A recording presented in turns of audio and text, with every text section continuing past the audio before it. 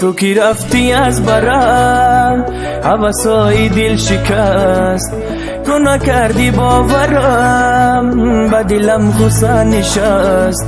هیچ کسی برای تو مثل من فدا نشد. هیچ کسی دردی مرا غیر تو دوا نشد.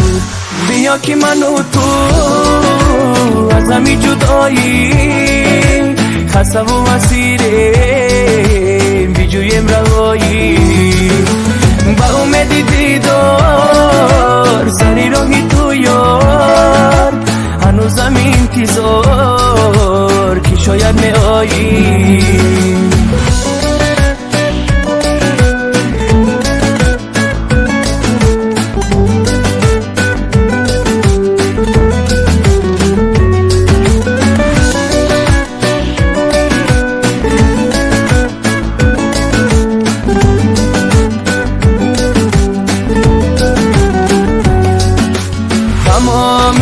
شبها با یادی تو تا صبح نخوابیدم ولی در پیش چشمانم تو را دیدم. هنوزم حس نمی کردم که نیستی تو کناری من، ولی حس میکنم آنجا تو هستی انتظاری من. بیا که من و تو از همی جدایی، خسته و اسیریم بجویم رهایی.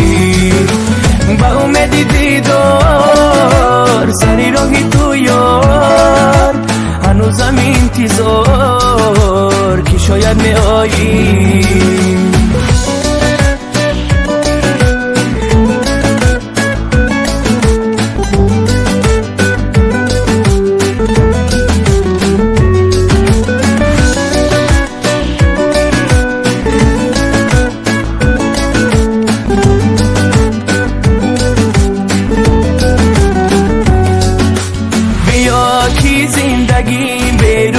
تو بیرنگ و به منوست، تمامی عمری من به تو فقط در پنجه غم هست. در این شبهای بخوابی بیا پلوی هم باشیم، بسازیم عشقی به پایان جدا از درد و غم باشیم. بیا که من و تو از همی جدایی، خسته و اسیریم بجویم رهایی.